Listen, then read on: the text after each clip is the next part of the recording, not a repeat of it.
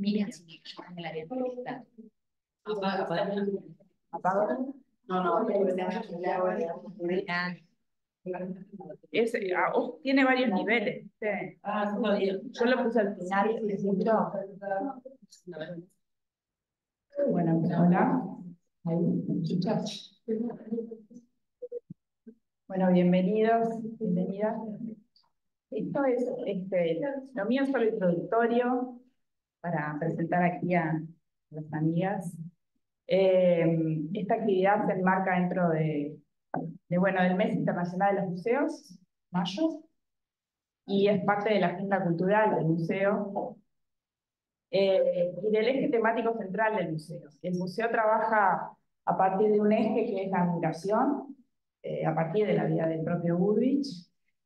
Y bueno, se generan diferentes actividades que tienen que ver con esta temática. Este es el último año de migración. El año que viene cambiamos y trabajaremos a partir de otra. Y bueno, tenemos dos artistas migrantes exponiendo en el museo. Linda, que está aquí, nos acompaña. Y bueno, en representación a Eva, también tenemos familiares de Eva y bueno, dijo que estaba por allí Andrés.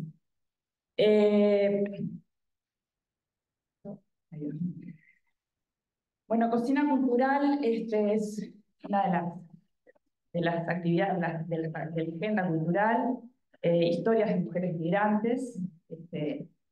Linda Cohen y Olivetti, en el marco de estas exposiciones, dibujar siempre, la meta es el origen de Linda Cohen, y pintar también lo invisible de Olivetti.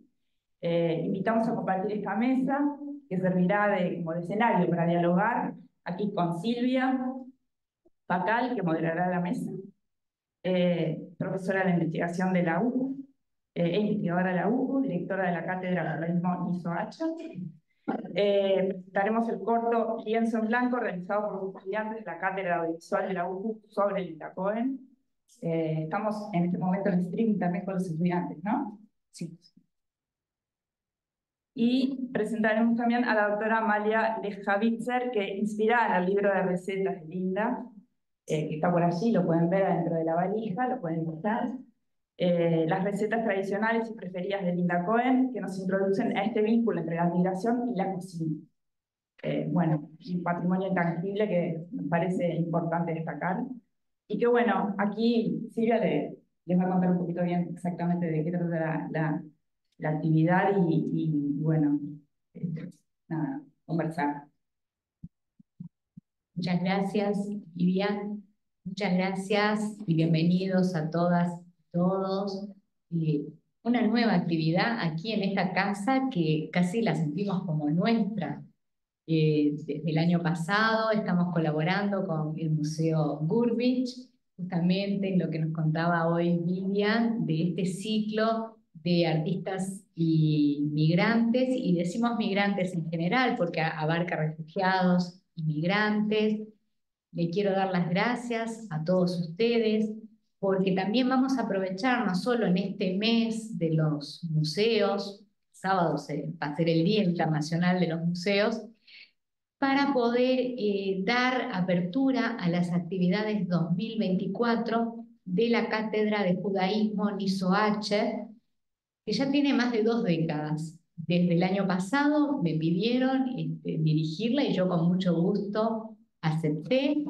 Nosotros, la cátedra se encuentra en el ámbito del Instituto de Sociedad y Religión de la Universidad Católica del Uruguay, y el objetivo que nosotros tenemos desde esta cátedra es poder brindar cursos, poder también transmitir lo que es la cultura, lo que es ese rico patrimonio de los judíos, no solo los que llegaron a nuestro país, sino alrededor del mundo, en el marco de esos grandes movimientos migratorios.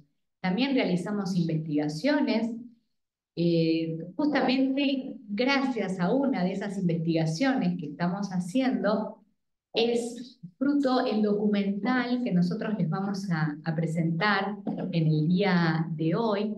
Y yo, como no me quiero olvidar de nadie, después sí vamos a hablar un poco de qué llevó a Linda, qué llevó a Eva, por qué vinieron aquí al Uruguay, pero antes queremos mostrarles este documental, cuya dirección es de Micaela Cheda, la producción de Maya Carriquiri, la dirección de fotografía de Martina Fernández, la dirección de sonido de Tomás Abou Ninch, la dirección de arte de Francisco Muso y el montaje de Ivana Fernández, que fue justamente ahí. Nosotras fuimos a entrevistar a Linda hace un año y algo, más o menos, y yo fui con una alumna, una de las becarias de investigación, y realmente quedó fascinada con la historia de Linda y fascinada con los cuadros que Linda nos mostró en su atelier. Así que se le ocurrió proponer la idea de hacer un documental sobre ella y esta idea se llevó a cabo, le hicimos la entrevista va a ser parte de un libro que estamos haciendo sobre historias de vida de migrantes judíos que vinieron a nuestro país, vinculado con las huidas de guerra. Tenemos a otra protagonista por acá, la artista Miriam Sini, que también nos está acompañando por allí atrás. Y de ahí surgió todo eso. Así que ahora, si les parece, los invitamos a poder disfrutar de este documental que con tanto cariño hicieron los estudiantes de la Universidad Católica del Uruguay sobre Linda Cohn.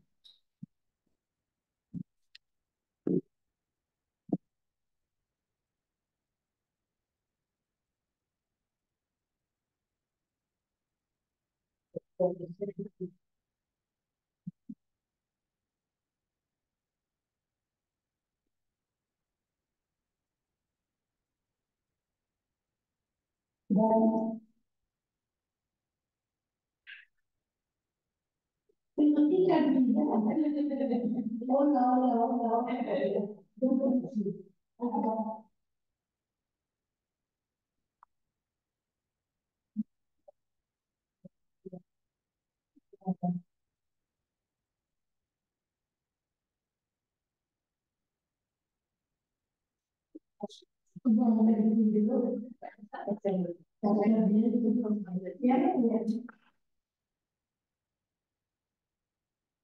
Te voy a hacer algunas preguntas. Dale. Cuando realizas una obra, ¿cuánto terminada? Casi nunca está terminada. Me parece que está a veces la gente poco más. Porque las hablas de conflicto. Cuando está terminada, me dice, además, no para nada de hablar. No, a cosas más.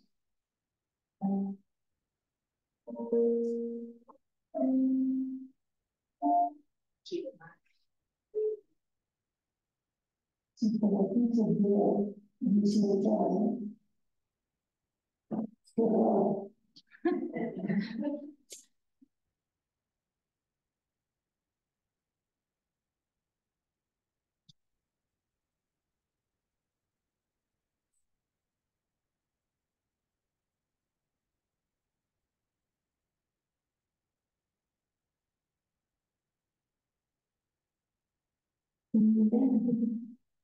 cuando vivía 12 yo iba a olvidar a mi padre.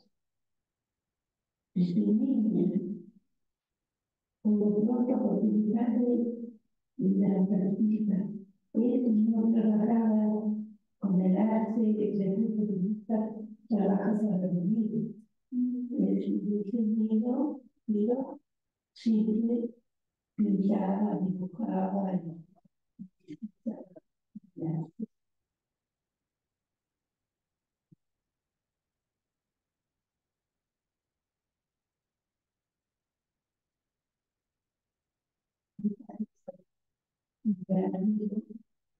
un gran maestro,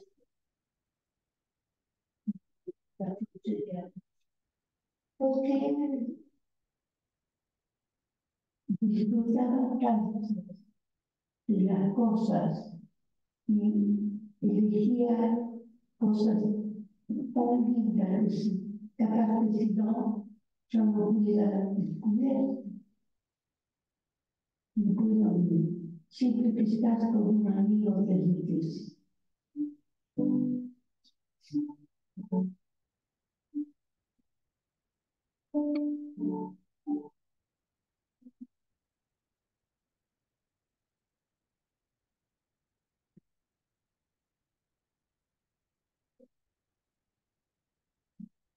Una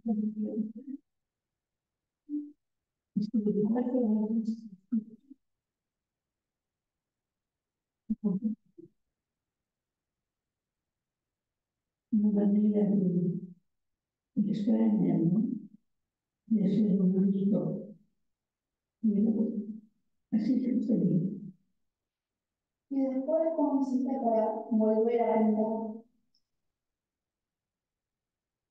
Poco a poco,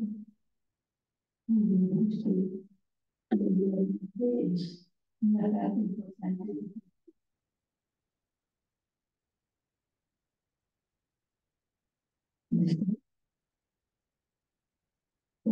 Pero capaz de un poquito de trabajar con los chicos,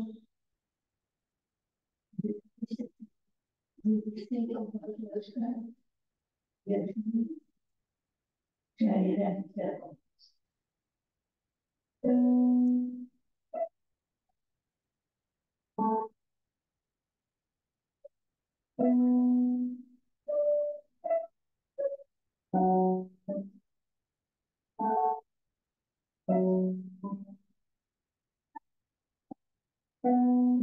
Tu hija Es como mi educadora, me ha acompañado, me ha apoyado, tenerla cerca me ha dado mucha fuerza, porque es una mujer maravillosa, me ha admiro muchísimo. Es una gran arquitecta. Estábamos en Miami organizando una muestra y el principal coleccionista de mamá le dijo, Linda, el mundo no puede darse el lujo de no conocer su obra.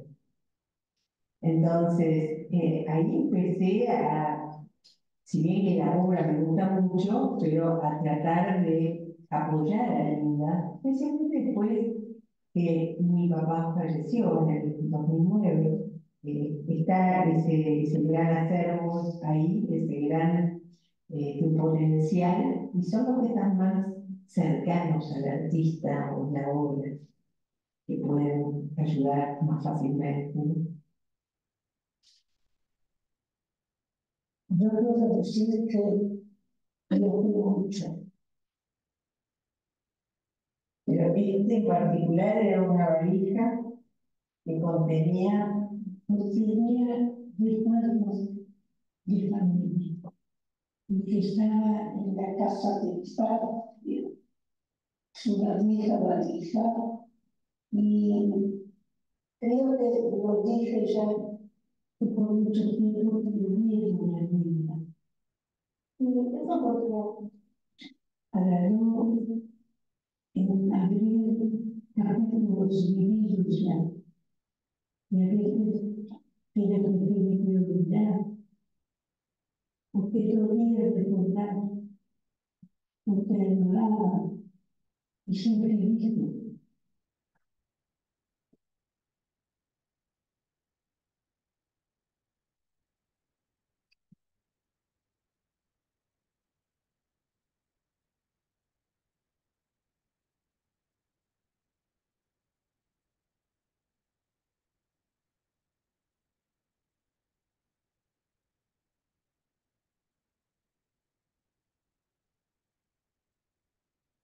vamos a olvidar, y la capilla empezó una campaña contra los niños. Nosotros somos niños.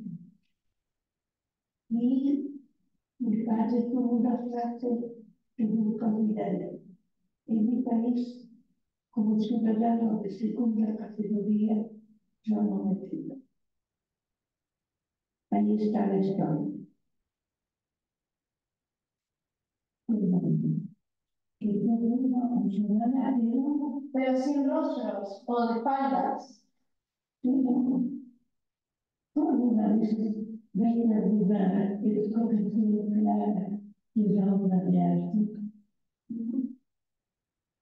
Hay algo que no puedo decir por qué salió, nació y Sergio también así. La obra no es una línea que se ve, sino todo un mundo de verdad.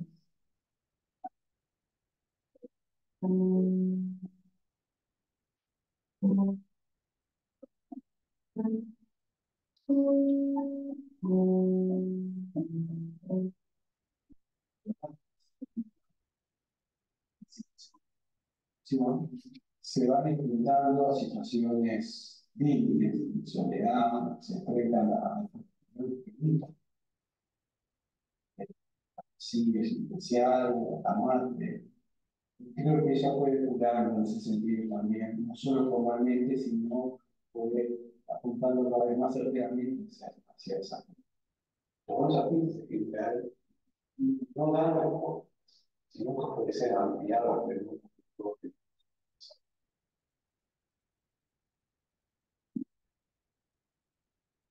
Un poco de descanso del arte, descanso. No sé por qué, pero como toda persona me puedo contradecir. No pido descanso del arte. Me doy la bienvenida. Le pido por favor que no haga valor.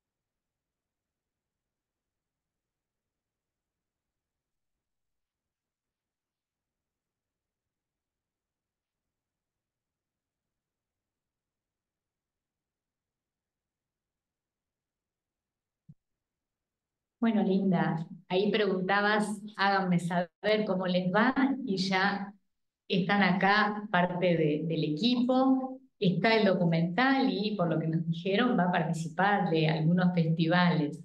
Así que tu documental gustó muchísimo, sobre todo porque transmitiste lo que es tu obra, pero también esa vida que has recorrido.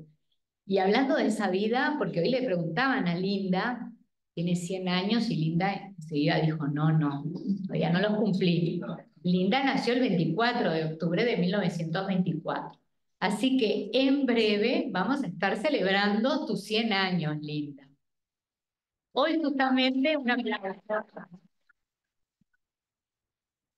La excusa que tenemos es ofrecerte este homenaje tanto a ti como a Eva Olivetti, y ahora les voy a contar un poco por qué esto de los apellidos, que Linda es Olivetti, pero la llamamos Cohen, pero Eva, que no era Olivetti, sí le decimos Olivetti. Bueno, vamos a aclarar un poquito eso. Primero, bueno, vamos a hacer un poco de contexto. ¿Qué pasó? ¿Por qué Linda terminó acá en Uruguay? Eva también. Además, decirles que me llevé una grata sorpresa. Estaba el hijo de Eva, Andrés, por aquí, que habíamos sido compañeros de trabajo hace muchos años como docentes y nunca nos había contado nada, Andrés, de quién era su madre. y me terminé enterando hoy acá. Miren lo que son las vueltas de la vida, cómo todos en algún momento nos terminamos reencontrando. Bueno, con relación a Eva, ella nació en Alemania, en Berlín, y se llamaba Eva Brager. Nació en 1924, plena República de Weimar. Ya sabemos todos los problemas que tuvo la República de Weimar en lo cultural. Realmente fue un tesoro todo lo que se produjo, pero tenía grandes problemas de carácter económico, sobre todo a raíz después de la crisis de 1929, todas las reparaciones de guerra que tuvo que pagar Alemania después de la Primera Guerra Mundial a través de la paz, Tratado de Versalles, como prefieran denominarle a ustedes, que se les impuso como paz. Obviamente que cuando la gente tiene problemas de carácter económico, aquellos aspectos culturales muchas veces van quedando de lado, relegados. Cuando llegamos al año 1933, después de unas elecciones en las que se ve claramente cuál era el estado de ánimo de los alemanes en esos momentos, la socialdemocracia que venía gobernando pierde de manera catastrófica esas elecciones. Hay un porcentaje muy importante de votos para el Partido Comunista, viéndose lo que ocurría en la Unión Soviética. La Unión Soviética se salvó de la crisis de 1929 por su economía planificada y había bastantes simpatías en varios países de Europa hacia ese nuevo modelo político, pero también económico. Y por el otro lado estaba el Partido Nacional Socialista, más conocido como Partido Nazi, que al final fue el que tuvo la mayor cantidad de los votos, y eso no nos tenemos que olvidar. Llegaron democráticamente, la gente los puso ahí en su día, y Hitler es nombrado canciller de Alemania. A partir de ese momento ya empieza toda la política discriminatoria. Yo me acuerdo de haber entrevistado cuando hice mi tesis doctoral sobre los refugiados judíos alemanes hace unos cuantos años ya, y yo les preguntaba a ellos, cuando ascendió este personaje, ellos decían, va a durar poco tiempo, el pueblo alemán es muy culto, no pueden tener a un chiflado como este, y lamentablemente siguió, y todo lo que vino después. Ya el 1 de abril se produce el boicot contra los judíos, tenemos todas las leyes raciales de septiembre de 1935, las leyes de Nuremberg, y entonces ahí se empieza a decir, bueno, ¿quién es judío? Porque si los vamos a discriminar, piensan los nazis, primero vamos a tener que decir bien quiénes son los judíos.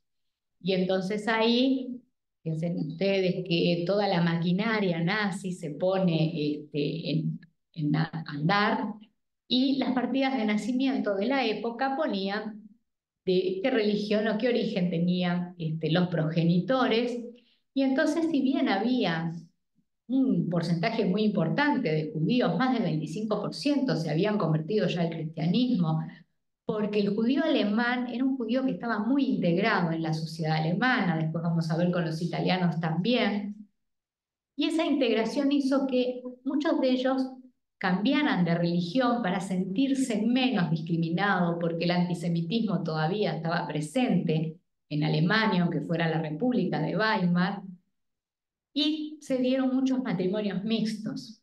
Bueno, ¿qué pasaba con aquellos hijos que un progenitor era judío y otro no lo era? Bueno, eran hijos de matrimonios mixtos.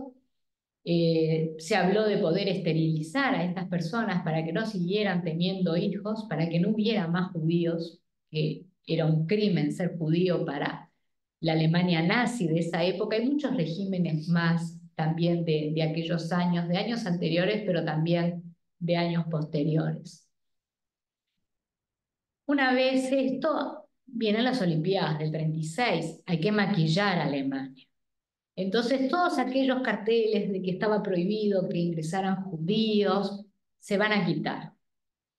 Llegan las distintas delegaciones, y una vez que las delegaciones se marchan, va a seguir toda esa política discriminatoria, Y vamos a llegar al año 1938, aquella noche del 9 al 10 de noviembre, conocida en alemán como la Kristallnacht, la noche de los cristales rotos, que en realidad es un pogrom, es una persecución que se hace contra los judíos de Alemania, pero también los judíos de Austria, porque Austria ya había sido anexionada por Alemania.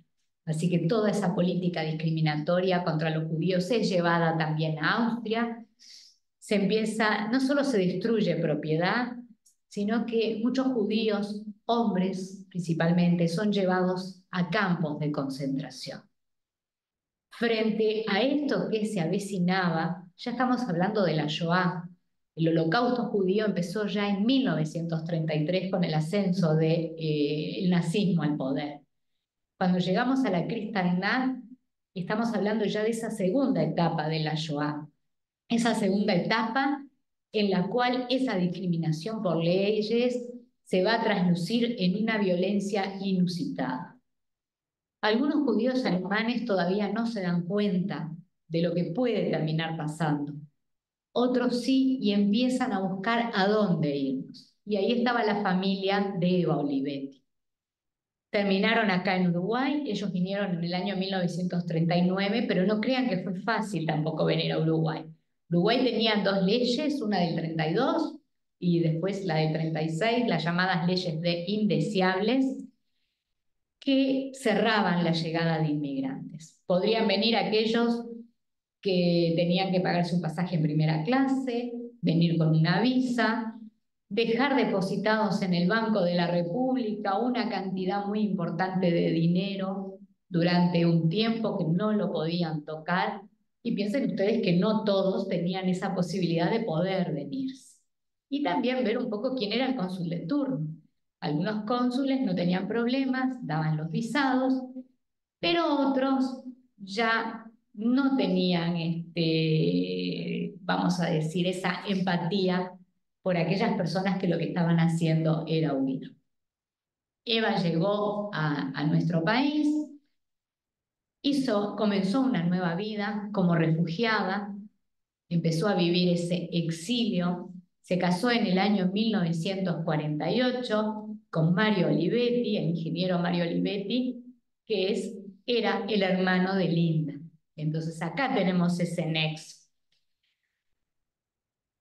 A Eva le gustaba todo lo que tenía que ver con el arte, así que se matriculó en el taller de Torres García.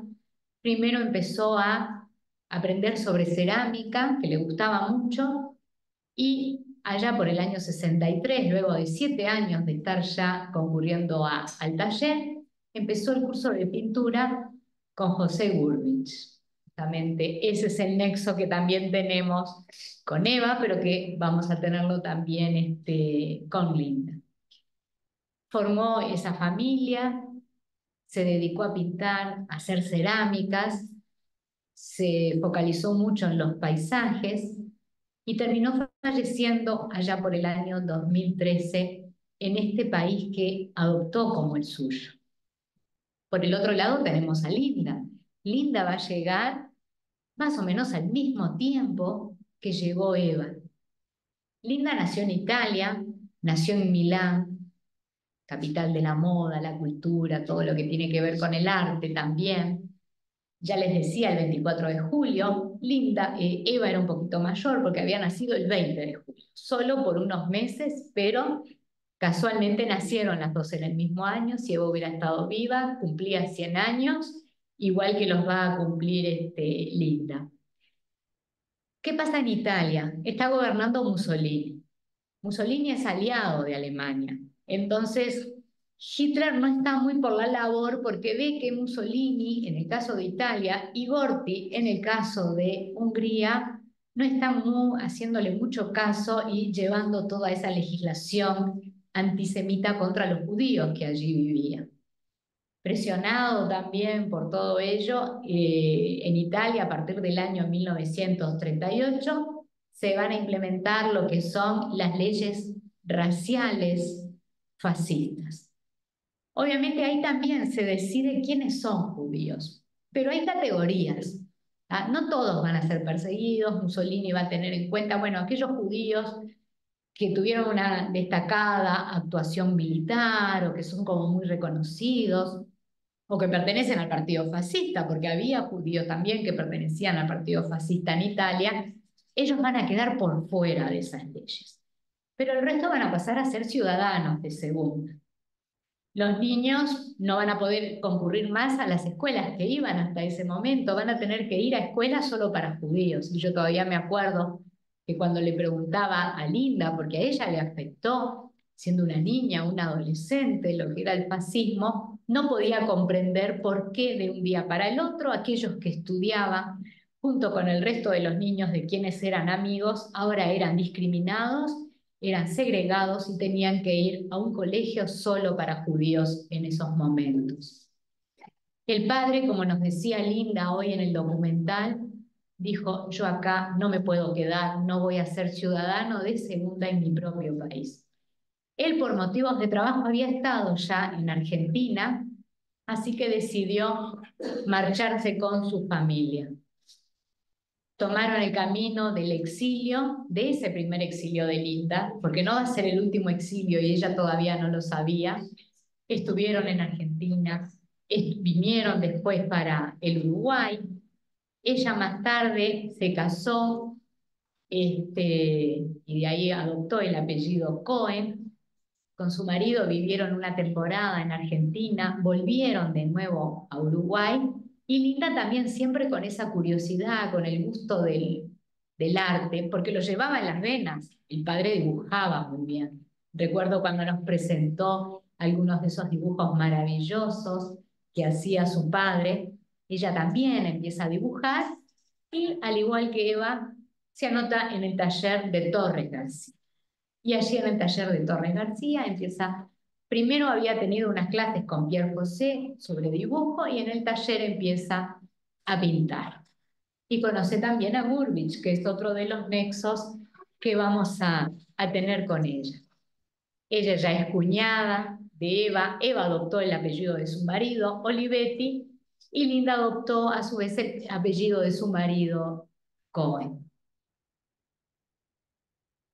Termina cayendo el régimen nazi, termina cayendo el fascismo, más de 6 millones de judíos que por distintos motivos no pudieron escaparse, o algunos pensando en que esto era solo algo pasajero de unos locos que estaban en el poder, pero que terminó llevando a una guerra, la conferencia de Wannsee en 1942, que prohíbe ya que cualquier judío pueda emigrar de los territorios del Tercer Reich y de todos sus aliados, y después la maquinaria de los campos de concentración en donde fueron exterminados previamente con aquel holocausto de balas.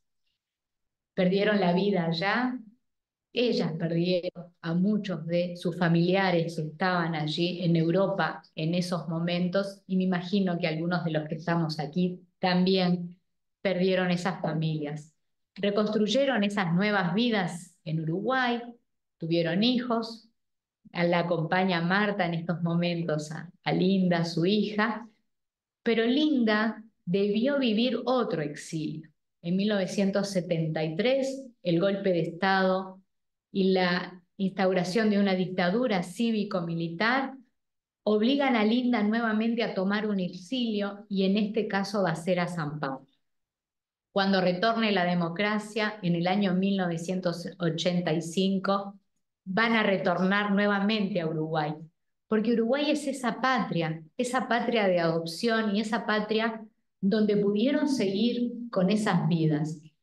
Eso es lo que nosotros siempre decimos, fue la mejor forma de poder vencer a ese intento de aniquilamiento que se quiso hacer a través de la Shoah, y es por eso que hoy nosotros le queremos brindar este homenaje a Linda y a Eva, no solo porque son unas excelentes artistas, sino por toda esa vida que debieron atravesar por la intolerancia de un grupo de personas.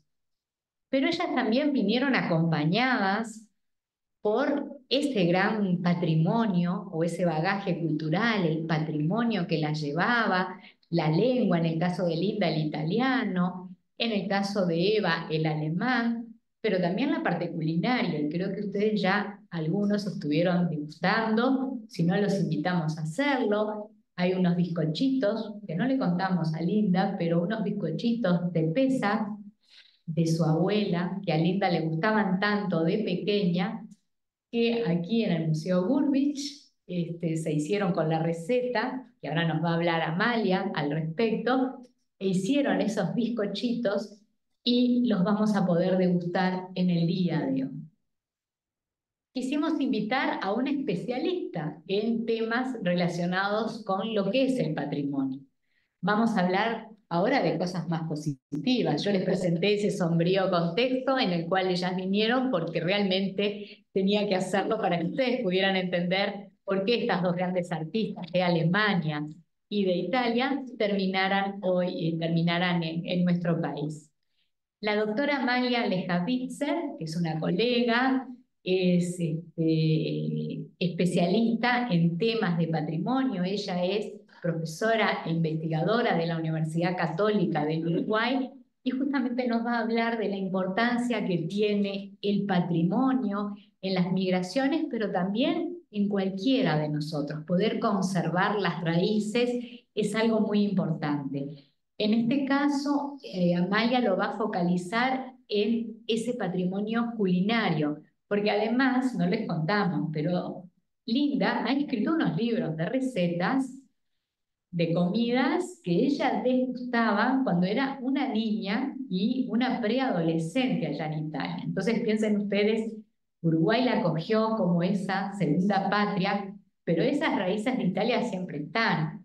Incluso acaba de llegar hace muy poquito tiempo de la Bienal de Venecia. Volvió a estar en su patria, pero ahora como una artista y con esa cabeza bien alta de aquel lugar en que un día tuvo que marcharse obligada. Entonces, Amalia, te vamos a pedir que nos cuentes algo de ese patrimonio. Bueno, muchas gracias Silvia por la presentación y por la invitación a... y por la invitación a participar en esta mesa. Muchas gracias al Museo Burbich por invitarme, a todos ustedes por acompañarnos el día de hoy, a Marta y a Linda que nos brindan su presencia. Esta presentación trata sobre el recetario escrito e ilustrado por la pintora Linda Cohen, quien está activa desde su primera muestra colectiva en 1942 y que este año cumple 100 años de vida y más de 80 de actividad profesional. Se toma como punto de partida la cocina como un espacio de identidad y de memoria, y su materialidad en un recetario como una declaratoria de patrimonio cultural, personal y familiar, pero también como un espacio sin fronteras de una triple identidad, piamontesa, judía y uruguaya. El recetario tiene una doble dimensión. Es, por una parte, un registro escrito de los saberes culinarios de la familia de Linda Cohen que han sido transmitidos a través de las generaciones. Por la otra, un objeto de arte en sí mismo, que también refleja, desde otro ángulo, de manera informal, íntima y lúdica, el quehacer pictórico de la autora, y que en última instancia, como toda su obra, se vuelve una extensión suya. A lo largo del recetario se mezclan sabores y recuerdos de la infancia, platillos tradicionales de las fiestas judías y también del norte de Italia, incluso algunos que se arraigaron con fuerza en las mesas uruguayas y se han convertido en un clásico de la identidad culinaria nacional, como el vitel toné o el zamballón. En este sentido, la cocina se vuelve un espacio material y simbólico de creación y recreación, tanto a nivel individual como colectivo, de una familia, de una región, de una cultura. Un espacio que todo lo abarca, donde se fusionan las tradiciones, donde no existen fronteras políticas, ni exclusiones religiosas, ni distancias geográficas. La cocina se vuelve incluso un espacio metafísico del ser y estar en el mundo. A partir del sentimiento de resguardar para la memoria de ella misma y de sus descendientes los momentos vividos que conforman la microhistoria, de conservar el patrimonio y la identidad personal y familiar, sin duda alimenta gran parte de la obra de Linda Cohen, ese sentimiento de resguardar en la memoria. A través de su pintura, el espectador contempla pinceladas de la biografía que el artista dibuja de sí misma, pero también puede advertir trazos que hablan de la historia del siglo XX, marcada por la guerra, el exilio, la inmigración en Uruguay y en el mundo, como nos acaba de contar la profesora Silvia Facal. Este mismo sentimiento de conservar y transmitir para las generaciones futuras la sabiduría de cocinar, como la propia Linda la llama, fue lo que alimentó la publicación del libro Las recetas tradicionales y preferidas de Linda Cohen. Un libro que no solo rescata un legado familiar en materia de patrimonio gastronómico, sino que además es un testimonio autobiográfico que ilustra el estrecho vínculo entre el arte y la cocina en Linda Cohen.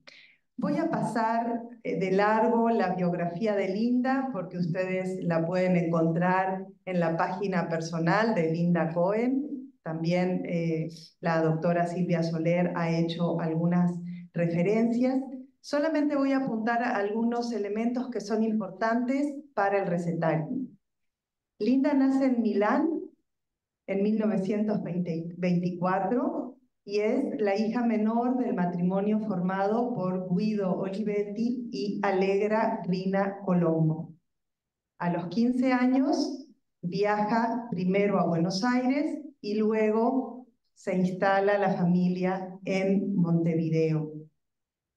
En 1946, Linda se casa con Rafael Cohen. El padre de Rafael es nacido en Estambul, pero en su juventud se instaló en Varese, cerca de Milán, y al igual que los Olivetti Colombo, dejó Italia empujado por las amenazas de las leyes raciales impuestas por Mussolini. Finalmente, la familia de Rafael Cohen también se afincó en Montevideo. A partir de su matrimonio, Linda adoptó el apellido de su marido y lo vuelve su nombre artístico, Cohen. A partir de ahí empieza a estudiar pintura de manera de tiempo completo, en parte por un azar, si es que se le puede llamar, del destino, porque cuando llega a Montevideo no recibe a tiempo sus documentos para continuar sus estudios secundarios y decide dedicarse al estudio de la pintura y de los idiomas. Como contaba también Silvia, en 1977 se exilia en Brasil a causa de la dictadura cívico-militar en Uruguay, y esa es una época en la que Linda expresa que sentía, y cito textualmente, una verdadera necesidad de fijar todo ese mundo que sentía que iba a desaparecer. Detrás del recetario está ese mismo sentimiento, la necesidad de fijar por escrito un mundo que puede desaparecer. El recetario, como lo dice su título, incluye recetas tradicionales surgidas de distintas fuentes. La cocina judía de Casale Monferrato, el lugar de donde es originaria la familia materna, la cocina regional piamontesa, y con el paso del tiempo y las circunstancias de la vida, también se fueron agregando recetas turcos sefaradíes provenientes de la familia de su esposo y otras de origen diverso que se han vuelto clásicos de la gastronomía uruguaya, como ya mencioné, el vitel toné, el zamballón, la tarta de manzana. Este es un corpus de recetas variado y diverso que se compone de un núcleo primigenio de preparaciones tradicionales de la familia materna, Colombo, originaria de la población de Casale Monferrato en la región del Piamonte. Entre ellas se encuentran las comidas típicas de las festividades judías, elaboradas por la madre, Alegra, y por la abuela, Giuseppina, nombradas en el recetario como Nonna Rina y Nonna Pina. Otro grupo se integra posteriormente a partir de los cuadernos de recetas de su suegra, Eugenia, y por último también se incorporan recetas de la vida cotidiana en Uruguay, extractadas de una revista, escuchadas en un programa de televisión, etc. El libro se estructura a la manera tradicional de cualquier recetario, está organizado en 8 apartados, cuyos títulos, escritos en italiano, refieren cada uno a una clase de comida.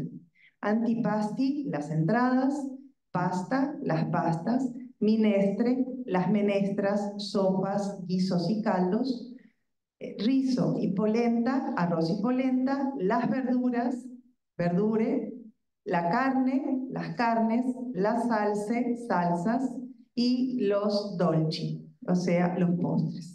Las entradas constituyen, junto con los postres, el grupo más numeroso y diverso.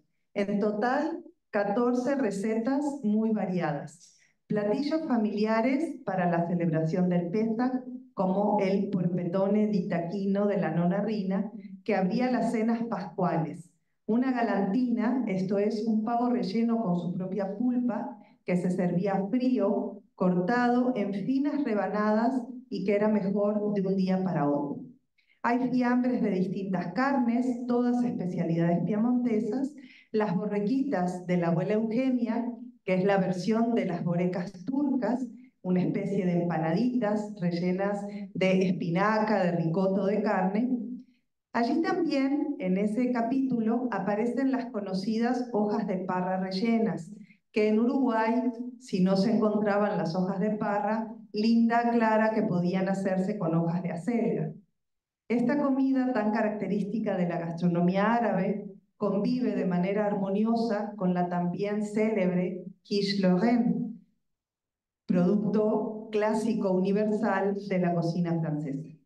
Allí también aparece el garato o la jerda. Es un pescado curado en sal durante varios días, con claras reminiscencias a las antiguas salazones romanas. Debo decir que yo me he especializado en la cocina romana de la antigüedad, en la traducción del recetario atribuido a Picio, que se llama De Re Coquinaria, y me llama poderosamente la atención esa receta porque desde su etimología pareciera derivar del famoso garo, esta preparación romana a base de pescado fermentado. Me gustaría después tener oportunidad de conversar con Linda de esto. Cierra el apartado un platillo que supo ser clásico, hoy en día en vías de extinción, que es el vitel toné, y por ahí veían la receta de puño y letra de Linda. El nombre de este platillo sugiere la influencia recíproca entre la cocina del Piamonte y la francesa, que mantuvieron un continuo intercambio gastronómico de 800 años de historia, dicen algunos autores, y que tiene su origen en la pertenencia de dicha región italiana al Ducado de Saboya. Así, el nombre de vitel toné en realidad no es ni francés ni derivado del vitello tonato, sino propio de la lengua piamontesa. Luego sigue el capítulo de las pastas, que incluye solo 5 recetas, pero todas ellas muy significativas. Los tagliatelle de la Nonna Rina, frescos, son un básico de la familia Olivetti Colombo, pero también secos, la pasta asciutta, imprescindible para tener siempre en la despensa y sacar de apuro e improvisar una cena, como aconseja Linda. Siguen los agnolotti, la lasaña boloñesa, los gnocchi, y al hablar de la lasaña, esta última agrega al título, entre paréntesis, Paola di Verona. Y aquí sorprende una pequeña nota autobiográfica. Dice Linda: esta receta la desarrollé en mis tiempos en San Pablo, donde supimos tener una exitosa fábrica de pastas, Paola di Verona. La cocina, en sus más variadas manifestaciones, siempre se ha hecho presente en la vida y el arte de Linda Cohen. A continuación siguen las menestras, los caldos restaurativos, en primer lugar el mágico de pollo que todo lo cura, también de carne a la piamontesa, de verduras, la sopa para el Pesach con matzá. También aquí se encuentra la fonduta, que es el fondue de queso, preparación característica de toda la región de los Alpes, y que en el Piamonte se elabora a base de queso fontina y que se sirve con finas rebanadas de trufas por encima, en especial las de Alba, ambos productos típicos de la gastronomía local.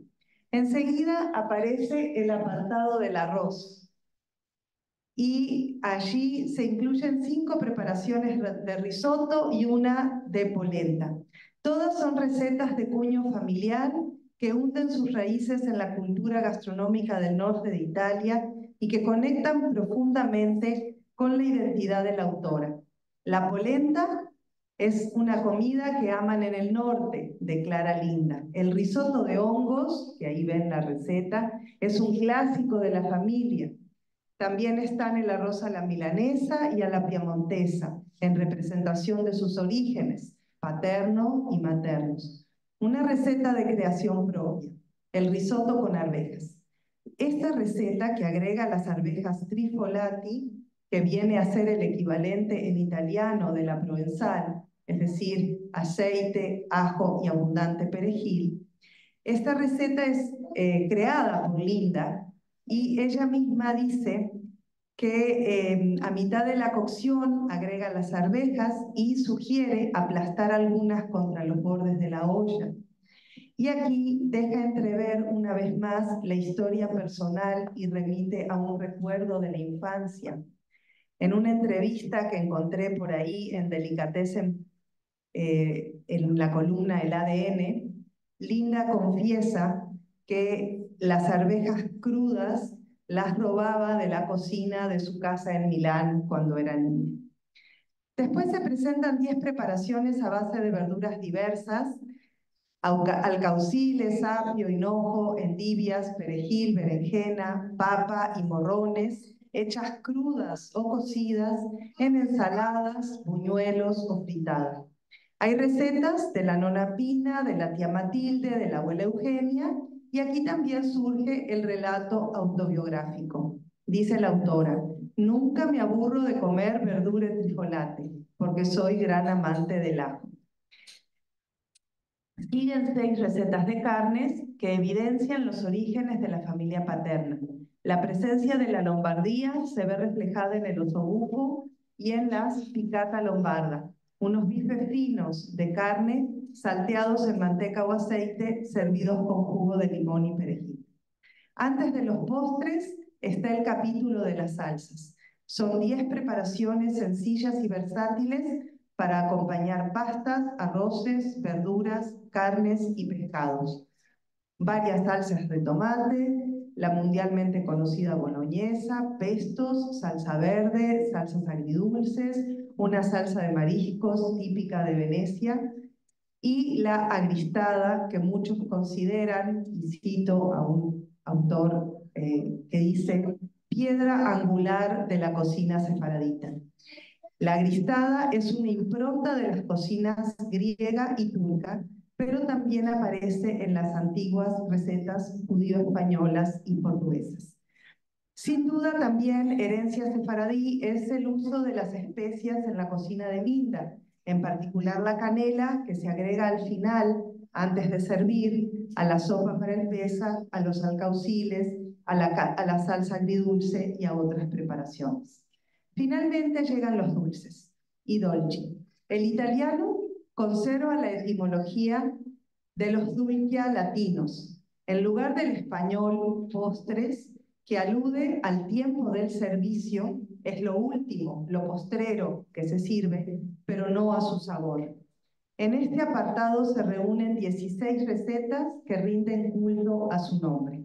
Azúcar, miel, frutas en jaleas y en almíbar, frutos secos, tortas, merengues, helados, flan, volcán de chocolate, zamballón y el cierre, como no podía ser de otra manera, en un recetario italiano, il vero tiramisú, preparación originaria del Véneto, que hoy es un postre global y un emblema de la gastronomía de Italia. En este apartado aparecen también los famosos bizcochitos de Pesach de la Nonna Pina, que degustaremos al terminar o que algunos de ustedes ya han degustado.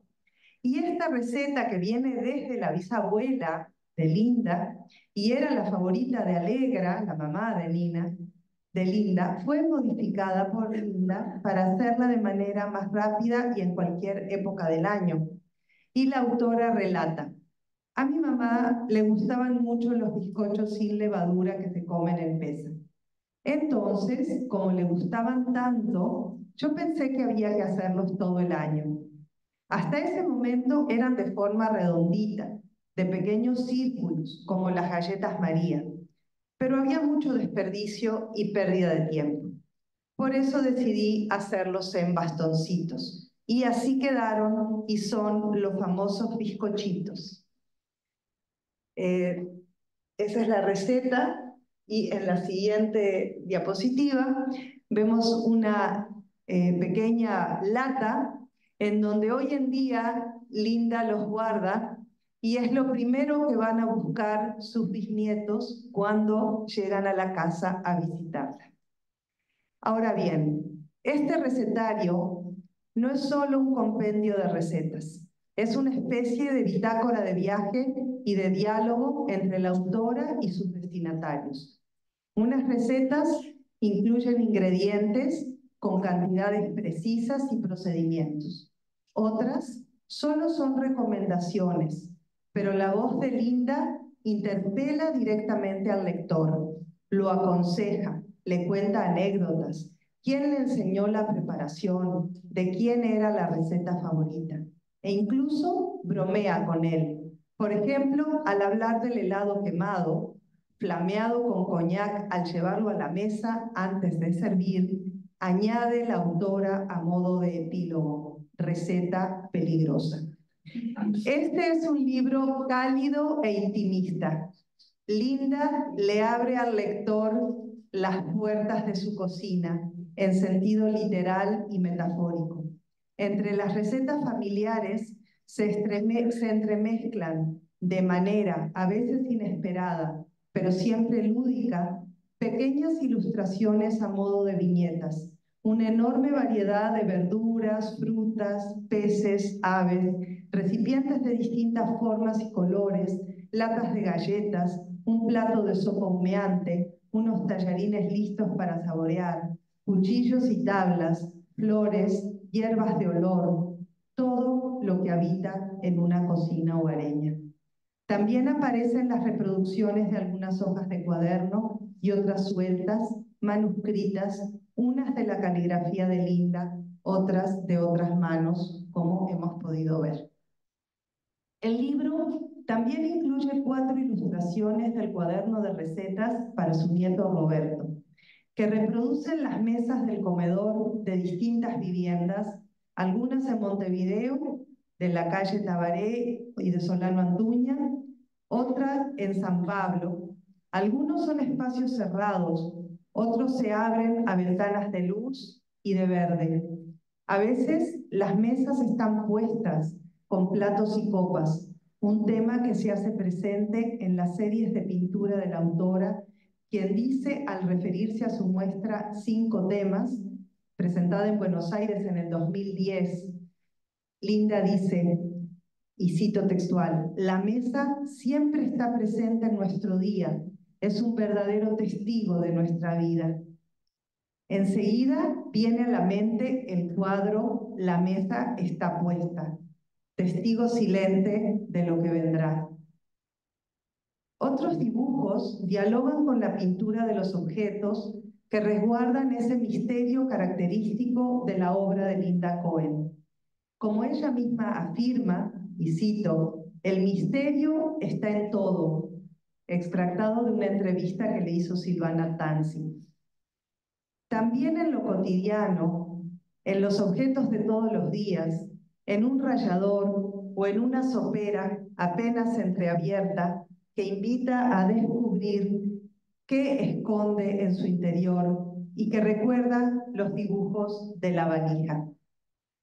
El recetario de Linda Cohen combina dos de las prácticas más identitarias en el imaginario colectivo italiano: el arte y la gastronomía.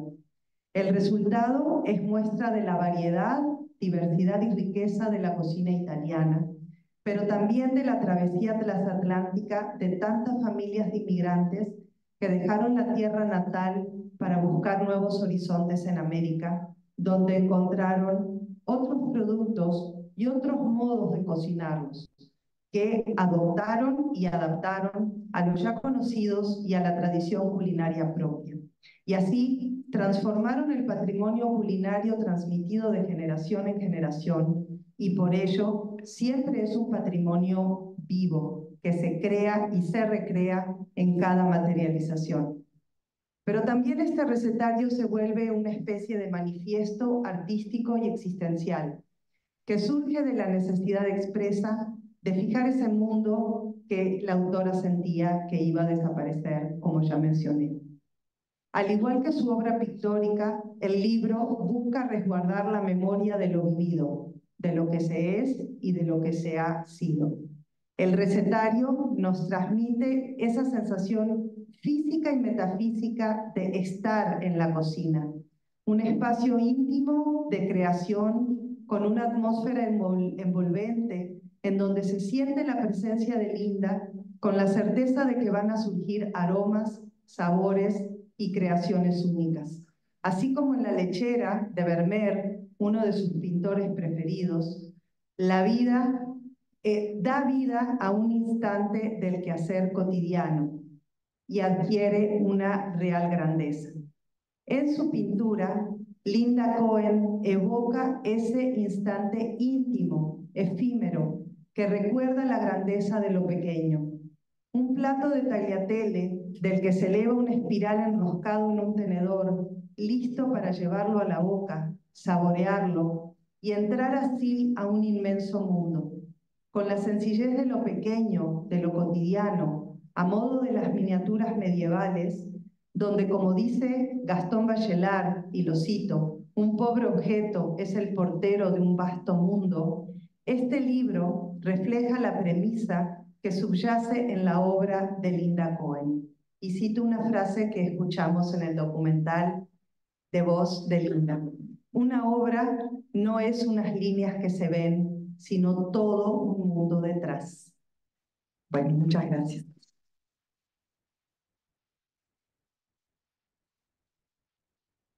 Muchísimas gracias, Amalia. Creo que después de todo lo que Amalia nos dijo, tenemos ganas de probar esas recetas, por lo menos la del postre favorito, la del dolce favorito, lo vamos a hacer. Pero antes de eso, queremos pedirle a Linda si se puede levantar para que le demos un fuerte aplauso y le vamos a entregar un pequeño recuerdo del día de hoy.